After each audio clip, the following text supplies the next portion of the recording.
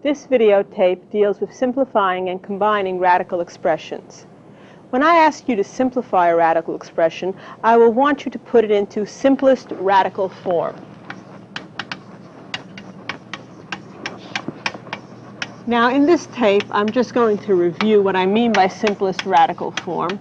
If you would like to see it explained in more detail, I would suggest you look back at the appropriate 04 videotape from the elementary algebra sequence, which we do many more examples on simplest radical form. But briefly, simplest radical form has three properties. First of all, we would like the expression under the radical sign to be as simple as possible, as small as possible. So we take as much as we can outside of the radical.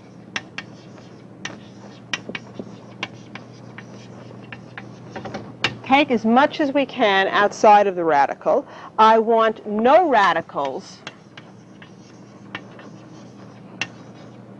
in a denominator.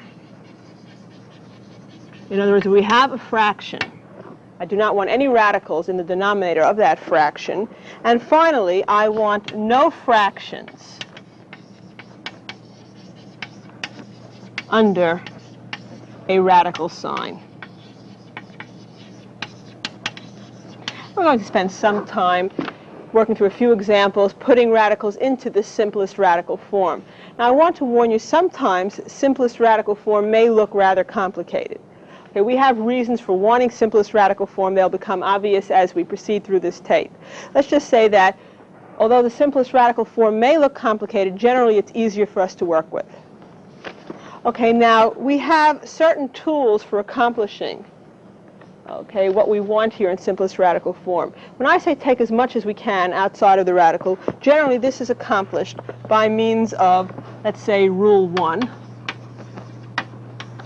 The nth root of a product is equal to the nth root of, say, A here times the nth root of B. I will assume here that A and B are numbers such that we're never taking even roots of negative numbers. That is, n is even, A and B are greater than or equal to 0. Okay, we also use rule 2 to accomplish parts 2 and 3, to remove radicals from the denominator and to eliminate fractions under the radical sign.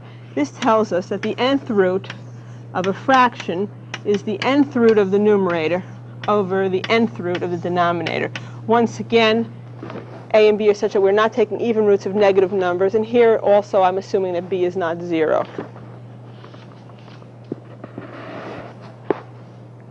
Okay, let's put some radicals into simplest radical form using these rules. Okay, simplify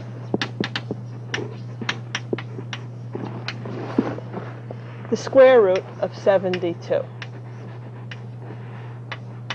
If you don't see any number in here, a 2 is implied. Okay, the index is a 2. It's the square root. It's the square root of 72.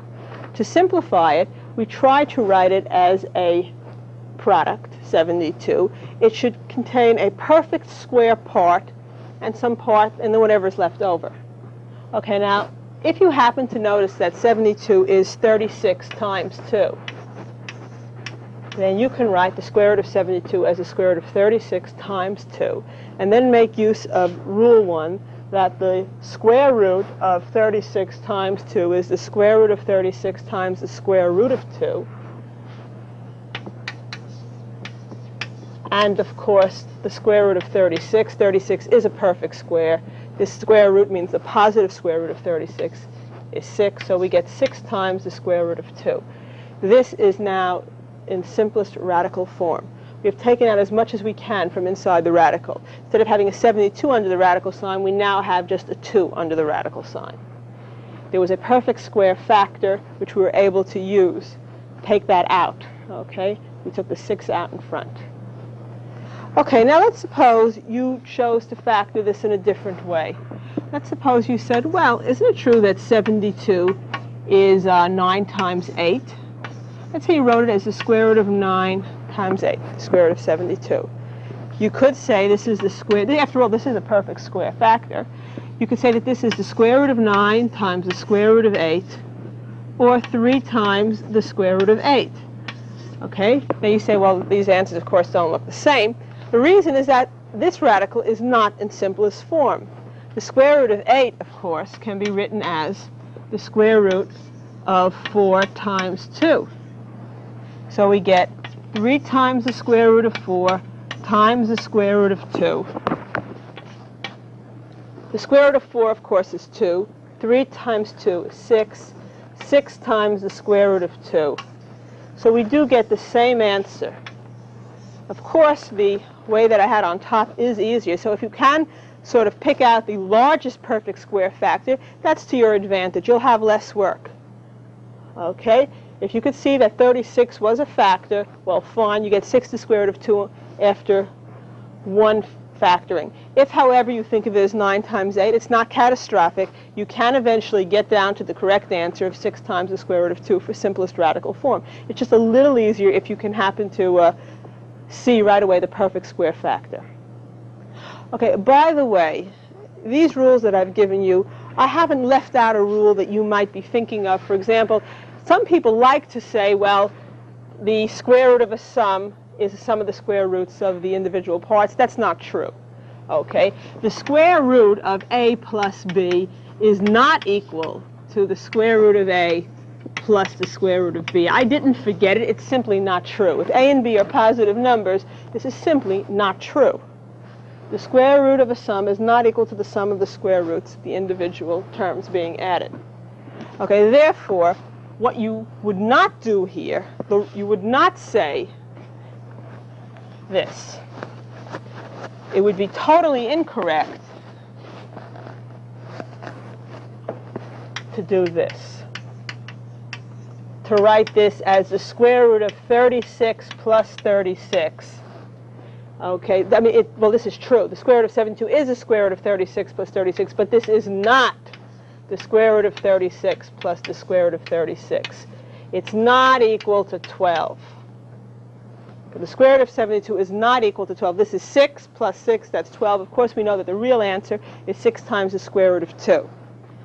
Okay, so don't add your own rules. The square root of a product is equal to the product of the square root of the factors.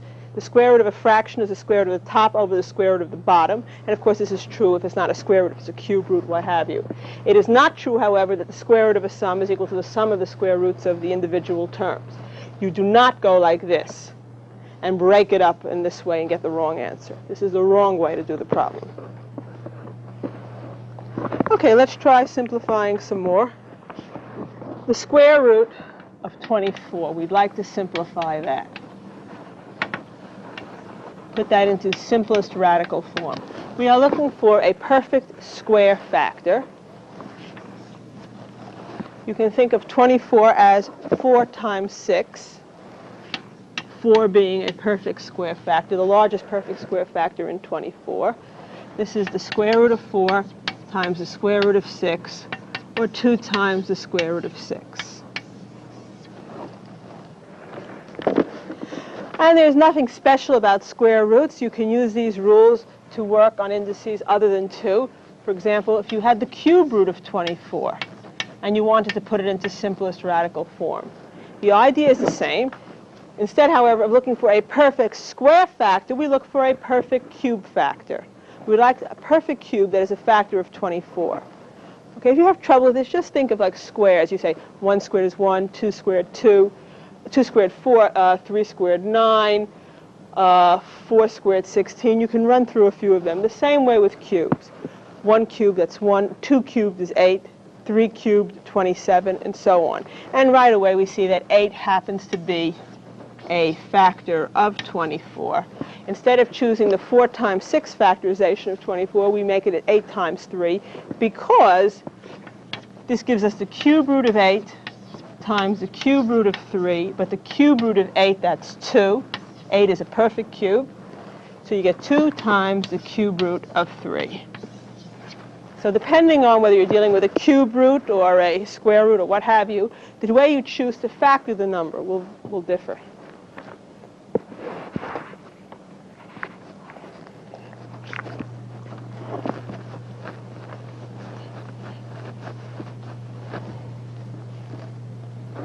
Okay, now so far we've only been taking radicals involving, say, just numbers, okay, and trying to put them into simplest radical form. Let's look at some radicals involving variables. In all the work that I'm going to be doing, let us assume that our variables are positive. Okay, the square root of x squared, if x is positive, the square root of x squared is just x, since x times x is x squared.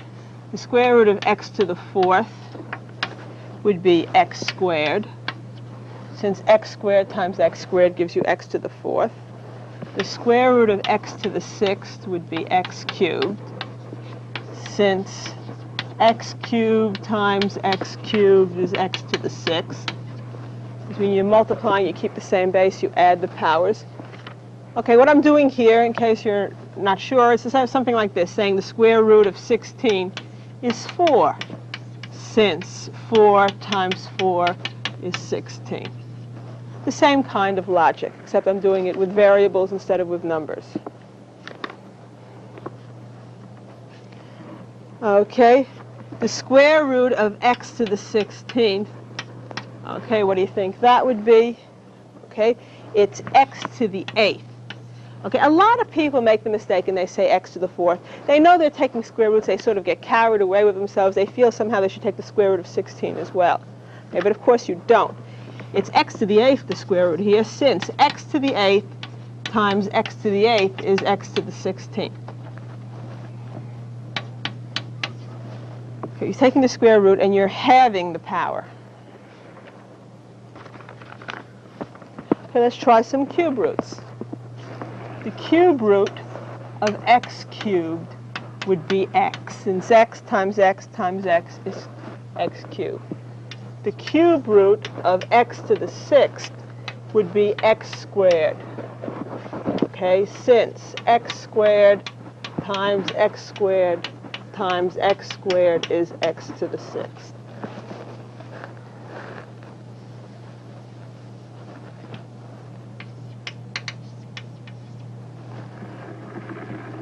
So when you're taking the cube root, you're taking a third of the power here. The cube root of x to the 9th is x cubed. Okay, because x cubed times x cubed times x cubed gives you x to the 9th.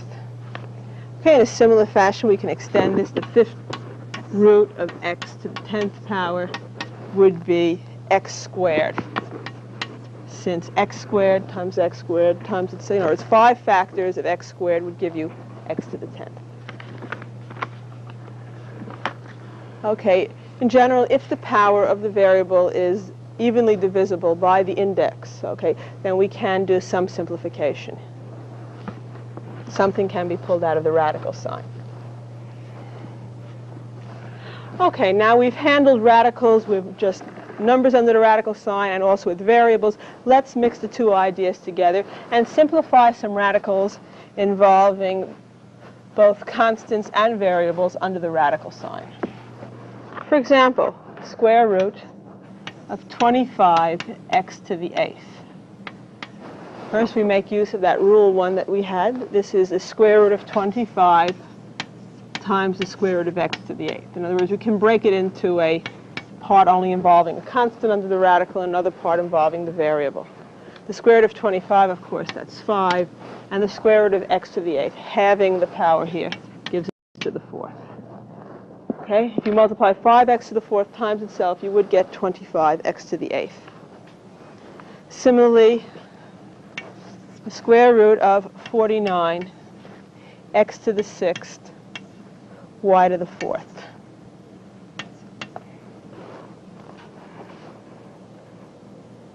Okay, we can use an extension of that rule 1 that says this is really the square root of 49 times the square root of x to the 6th times the square root of y to the 4th. The square root of 49, of course, is 7. It's the positive square root. The square root of x to the 6th, that's x cubed, having the power. And the square root of y to the 4th is y squared. So we get 7x cubed y squared.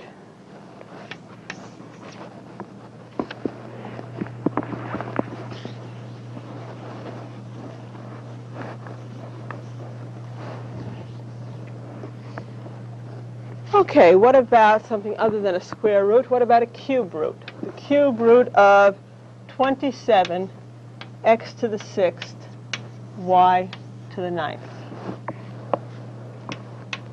Once again, we break it up. We can make it the cube root of 27 times the cube root of x to the 6th times the cube root of y to the 9th. The cube root of 27 is a perfect cube. It's 3 cubed. The cube root of x to the 6th, we take 1/3 of the power, and we get x squared. And the cube root of y to the 9th, 1/3 of the 9 gives us 3, so y cubed. 3x squared, y cubed.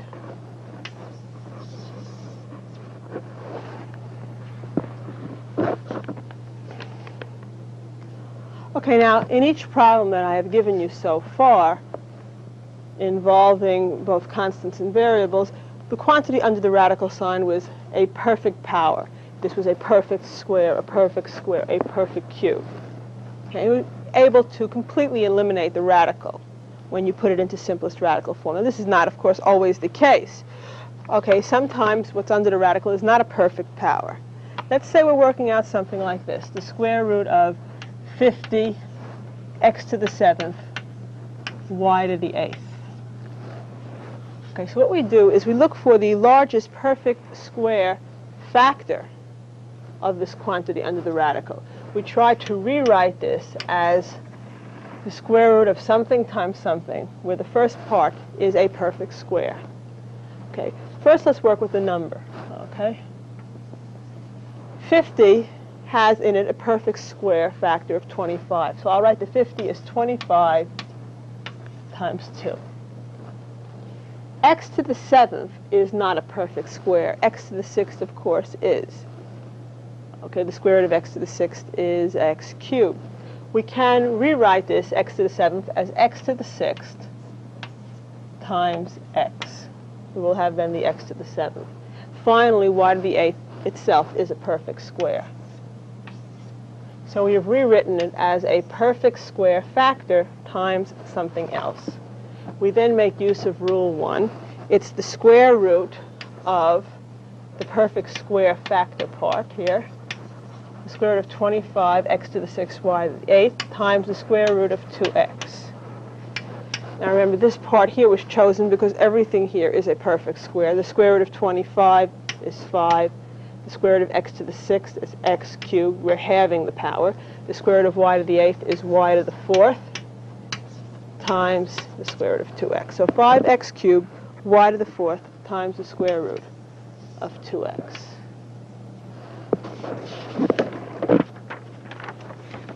Okay, we break it up into a perfect square factor. If it was a cube root, we'd want a perfect cube factor.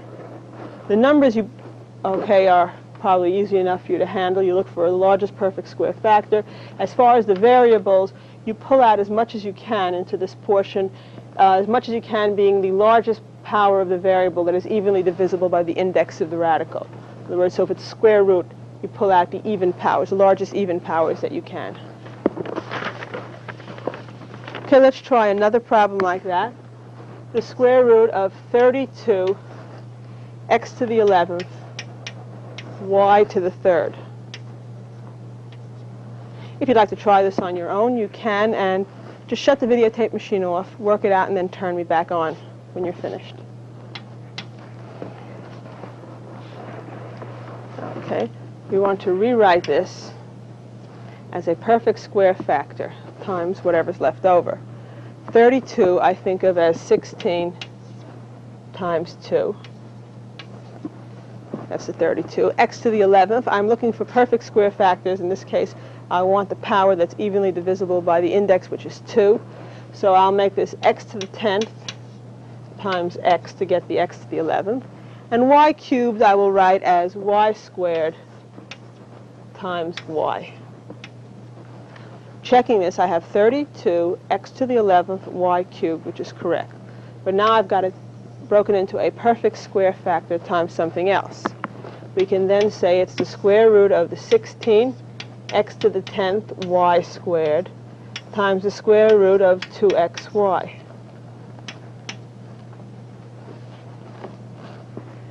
This, of course, is a perfect square. The square root of 16 is 4. The square root of x to the 10th, x to the 5th. The square root of y squared, y. Once again, we're assuming all variables are positive. So we get